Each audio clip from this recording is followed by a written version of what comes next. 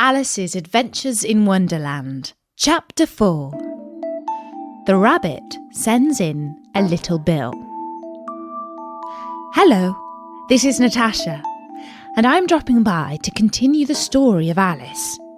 If you've been listening to the first 3 chapters, you'll know that she followed a white rabbit down a hole into the ground and drank some marvellous medicine that made her very small. She tried to make friends with a little mouse, but she kept on offending him by talking about Dina, her cat. When we left her last, she had just heard some pattering footsteps. It was the white rabbit, trotting slowly back again and looking anxiously about it as it went, as if it had lost something. And she heard it muttering to itself, "The Duchess! The Duchess! Oh, my dear paws! Oh, my fur and whiskers! She'll get me executed as sure as ferrets are ferrets! Where can I have dropped them? I wonder." Alice guessed in a moment that it was looking for the fan and the pair of white kid gloves, and she very good-naturedly began hunting about for them. But they were nowhere to be seen. Everything seemed to have changed since her swim in the pool, and the great hall with the glass table and the little door had vanished completely. Very soon the rabbit noticed Alice as she went hunting about, and called out to her in an angry tone, "Why, Mary Ann, what are you doing here? Run home this moment and fetch me a pair of gloves and a fan. Quick, now!" And Alice was so much frightened that she ran off at once in the direction it pointed to, without trying to explain the mistake it had made. "He took me for his housemaid," she said to herself as she ran. "How surprised he'll be when he finds out who I am. But I'd better take him his fan and gloves. That is, if I can find them." As she said this, she came upon a neat little house, on the door of which was a bright brass plate with the name W. Rabbit engraved upon it. She went in without knocking, and hurried upstairs, in great fear lest she should meet the real Mary Ann, and be turned out of the house before she had found the fan and gloves. "How queer it seems," Alice said to herself, "to be going messages for a rabbit. I suppose Dina'll be sending me on messages next." And she began fancying the sort of thing that would happen. "Miss Alice, come here directly and get ready for your walk." "Coming in a minute, nurse, but I've got to see that the mouse doesn't get out." "Only, I don't think," Alice went on, "that they'd let Dina stop in the house if it began ordering people about like that." By this time, she had found her way into a tidy little room with a table in the window, and on it, as she had hoped, a fan and 2 or 3 pairs of tiny white kid gloves. She took up the fan and a pair of the gloves, and was just going to leave the room when her eye fell upon a little bottle that stood near the looking-glass. There was no label this time with the words, "Drink me," but nevertheless she uncorked it and put it to her lips. "I know something interesting is going to happen," she said to herself, "whenever I eat or drink anything. So I'll just see what this bottle does. I do hope it'll make me grow large again, for I'm quite tired of being such a tiny little thing." It did so indeed, and much sooner than she had expected. Before she had drunk half the bottle, she found her head pressing against the ceiling, and had to stoop to save her neck from being broken. She hastily put down the bottle, saying to herself, "That's quite enough. I hope I shan't grow any more. As it is, I can't get out of the door. I do wish I hadn't drunk so much." Alas, it was too late to wish that. She went on growing, and growing, and very soon had to kneel down on the floor. In another minute, there was not even room for this, and she tried the effect of lying down with one elbow against the door and the other arm coiled around her head. Still, she went on growing, and, as a last resort, she put one arm out of the window and one foot up the chimney, and said to herself, "Now I can do no more. Whatever happens, what will become of me?" Luckily for Alice, the little magic bottle had now had its full effect, and she grew no larger. Still, it was very uncomfortable, and as there seemed to be no sort of chance of her ever getting out of the room again, no wonder she felt unhappy. It was much pleasanter at home, thought poor Alice, when one wasn't always growing larger and smaller, and being ordered about by mice and rabbits. I almost wish I hadn't gone down that rabbit hole. And yet, it's rather curious, you know, this sort of life. I do wonder what can have happened to me. When I used to read fairy tales, I fancied that kind of thing never happened. And now here I am in the middle of one. There ought to be a book written about me. There ought. And when I grow up, I'll write one. But I am grown up now, she added in a sorrowful tone. At least there's no room to grow up any more here. But then, thought Alice, shall I never get any older than I am now? That'll be a comfort. One way, never to be an old woman. But then, always to have lessons to learn. Oh, I shouldn't like that. Are you foolish, Alice? She answered herself. How can you have lessons in here? Why, there's hardly any room for you, and no room at all for any lesson books. And so she went on, taking first one side and then the other, and making quite a conversation of it altogether. But after a few minutes, she heard a voice outside, and stopped to listen. "Mary Ann! Mary Ann!" said the voice. "Fetch me my gloves this moment."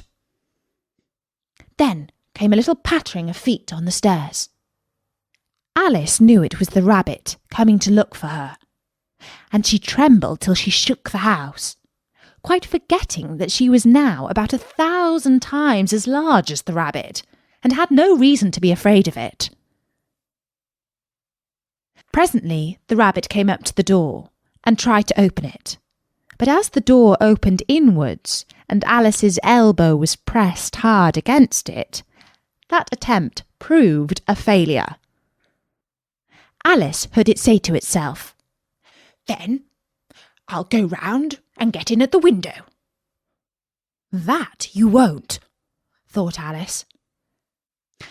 And after waiting till she fancied she'd heard the rabbit just under the window, she suddenly spread out her hand and made a snatch in the air. She did not get hold of anything, but she heard a little shriek and a fall and a crash of broken glass, from which she concluded that it was just possible it had fallen into a cucumber frame, or something of the sort. Next came an angry voice, the rabbit's. "Pat, Pat, where are you?" And then a voice she had never heard before. "Sure then, I'm here, digging for apples, your honour." "Digging for apples, indeed," said the rabbit angrily. "Here, come and help me out of this." Sounds of more broken glass. "Now, tell me, Pat, what's that in the window?" "Sure, it's an arm, your honour." "An arm, you goose? Who ever saw one that size? Why, it fills the whole window." "Sure it does, your honour. But it's an arm for all that. Well, it's got no business there, at any rate. Go and take it away. There was a long silence after this, and Alice could only hear whispers now and then, such as, "Sure, I don't like it, your honour, at all. At all." "Do as I tell you, you coward!" And at last she spread out her hand again and made another snatch in the air. This time there were 2 little shrieks, and more sounds of broken glass. What a number of cucumber frames there must be, thought Alice. I wonder what they'll do next. As for pulling me out of the window, I only wish they could. I'm sure I don't want to stay down here any longer. She waited for some time without hearing anything more. At last came a rumbling of little cartwheels, and the sound of a good many voices all talking together. She made out the words, "Where's the other ladder?" "Why, he hadn't to bring but one. Bill's got the other." "Bill! Fetch here, lad." "Here, put 'em up at this corner." "No, tie 'em together first. They don't reach half high enough yet." "Oh, they'll do well enough. Don't be particular." "Here, Bill, catch hold of this rope." "Will a roof bear? Come on, that loose snake. Oh, it's coming down. Heads below." "Who did that?" "It was Bill, I fancy." "Who's to go down the chimney?" "Nay, I shan't. You do it." "That I won't then." "Bill's to go down. Here, Bill. The master says you're to go down the chimney." "Oh, so Bill's got to come down the chimney, has he?" said Alice to herself. "Shy, they seem to put everything upon Bill. I wouldn't be in Bill's place for a good deal. This fireplace is narrow, to be sure, but I think I can kick a little." She drew her foot as far down the chimney as she could, and waited till she heard a little animal. She couldn't guess of what sort it was, scratching and scrambling about in the chimney close above her. Then saying to herself, "This is Bill," she gave one sharp kick and waited to see what would happen next. The first thing she heard was a general chorus of, "There goes Bill!" Then the rabbit's voice along, "Can you catch him? You, by the hedge!" Then silence, and then another confusion of voices. "Hold up his head!" "Brandy now!" "Don't choke him!" "How was it, old fellow?" "What happened to you? Tell us all about it." Last came a little feeble, squeaking voice. "That's Bill," thought Alice. "Well, I hardly know. No more, thank ye. I'm better now, but I'm a deal too flustered to tell you. All I know is, something comes at me like a jack-in-the-box, and up I goes like a skyrocket." "So you did, old fellow," said the others. "We must burn the house down," said the rabbit's voice, and Alice called out as loud as she could, "If you do, I'll set dinner on you." There was a dead silence instantly, and Alice thought to herself, "I wonder what they will do next. If they had any sense, they'd take the roof off." After a minute or two, they began moving about again, and Alice heard the rabbit say, "A barrowful will do, to begin with." A barrowful of what? thought Alice. But she had not long to doubt, for the next moment a shower of little pebbles came rattling in at the window, and some of them hit her in the face. "I'll put a stop to this," she said to herself, and shouted out, "You'd better not do that again," which produced another dead silence. Alice noticed, with some surprise, that the pebbles were all turning into little cakes as they lay on the floor. And a bright idea came into her head. If I eat one of these cakes, she thought, it's sure to make some changes in my size. And as it can't possibly make me any larger, it must make me smaller, I suppose. So she swallowed one of the cakes and was delighted to find that she began shrinking directly. As soon as she was small enough to get through the door, she ran out of the house and found quite a crowd of little animals and birds waiting outside. The poor little lizard Bill was in the middle, being held up by 2 guinea pigs who were giving it something out of a bottle. They all made a rush at Alice the moment she appeared, but she ran off as hard as she could and soon found herself safe in a thick wood. The first thing I've got to do, said Alice to herself as she wandered about in the wood, is to grow to my right size again, and the second thing is to find my way into that lovely garden. I think that will be the best plan.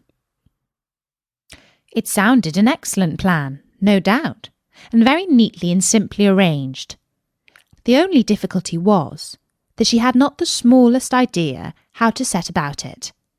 And while she was peering about anxiously among the trees, a little sharp bark just over her head made her look up in a great hurry. An enormous puppy was looking down at her with large round eyes, and feebly stretching out one paw trying to touch her. Poor little thing, said Alice in a coaxing tone, and she tried hard to whistle to it, but she was terribly frightened all the time at the thought that it might be hungry, in which case it would be very likely to eat her up in spite of all her coaxing.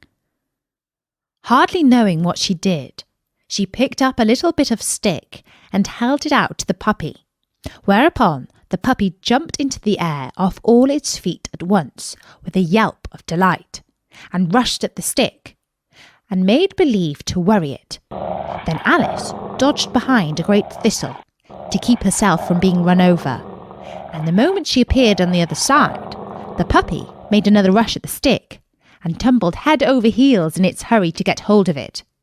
Then Alice, thinking it was very likely having a game of play with a cart horse, and expecting every moment to be trampled under its feet, ran round the thistle again. Then the puppy began a series of short charges at the stick, running a very little way forwards each time and a long way back, and barking hoarsely all the while, till at last it sat down a good way off, panting with its tongue hanging out of its mouth and its great eyes half shut. This seemed to Alice a good opportunity for making her escape, so she set off at once, and ran till she was quite tired and out of breath, until the puppy's bark sounded quite faint in the distance. And yet what a dear little puppy it was, said Alice, as she leant against a buttercup to rest herself, and fanned herself with one of the leaves. I should have liked teaching it tricks very much, if only I'd been the right size to do it. Oh dear! I'd nearly forgotten I've got to grow up again. Let me see. How is it to be managed? I suppose I ought to eat or drink something or other. But the question is, what? The great question certainly was, what? Alice looked all around her at the flowers and the blades of grass, but she did not see anything that looked like the right thing to eat or drink under the circumstances. There was a large mushroom growing near her, about the same height as herself, and when she had looked under it, and on both sides of it, and behind it, it occurred to her that she might as well look and see what was on top of it. She stretched herself up on tiptoe, and peeped over the edge of the mushroom, and her eyes immediately met those of a large caterpillar that was sitting on top with its arms folded, quietly smoking a long hookah, and taking not the smallest notice of her or anything else. And that was the 4th chapter of Alice in Wonderland. In the next chapter, Alice will receive some advice from the caterpillar. You can find loads more audio stories, including fairy tales and royal rumours about Prince Bertie the Frog at storynori.com. Until next time, from me, Natasha, bye-bye!